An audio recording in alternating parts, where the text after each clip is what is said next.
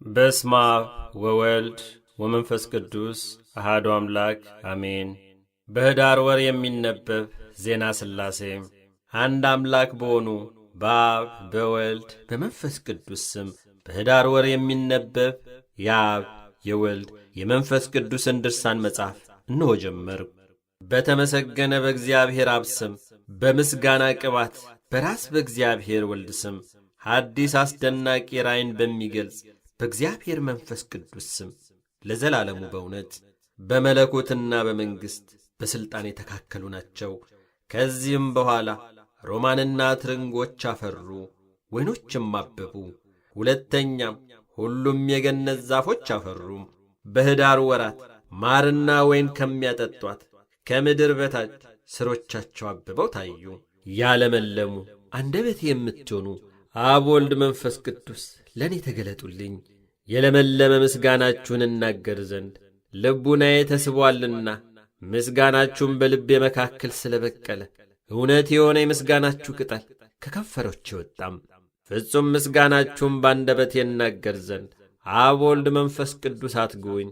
የአበባዎችን ቀለም በልቤ ውስጥ ያስገነዝቧት ዘንድ መላእክትን ወደ እኔ ላኳቸው።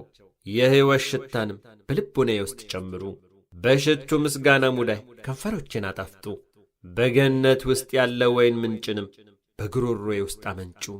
በልቦናዬ ውስጥ ያለ የምስጋና ፍሬ እንዳይደርቅ ጌቶቼ ሆይ በየጊዜው ታጠጡኝ ዘንድ የወርቅ ተቋምን በልቤ ውስጥ ተክላችሁ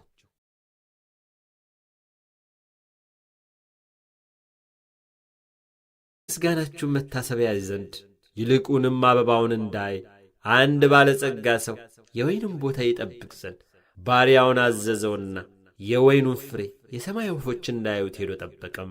የወይኑ መለቀሚያ ጊዜ ሲደርስ አገልጋዩ ለቀመና ፍሬውን ወደ ጌታው አስገብቶ የወይን ጠባቂ የሆነ ያ ባሪያ ፍሬውን ሰጥቶ ጌታውን አስደስተው። ሁለተኛም የወይኑን ፍሬ ያመጣለት ዘንድ ሌላውን ባሪያ ላከው። ያም ሄደና የወይኑን ፍሬ ሳያመጣለት ወደ ጌታው ተመለሰም። ጌታውም ያም ባሪያ ከወይኔ ፍሬ አላመጣህምን እያለ ጠየቀው። ባሪያውም መለሰና ጌታዬ ሆይ አሁን አላመጣሁም፣ ከወይኖቹ ስርም አልደረስኩም፣ ፍለጋውንም አላገኘውም አለው። አብ ወልድ መንፈስ ቅዱስም የዚያን ወይን ጠባቂ የትርጓሜውን ነገር ስሙ አሉም።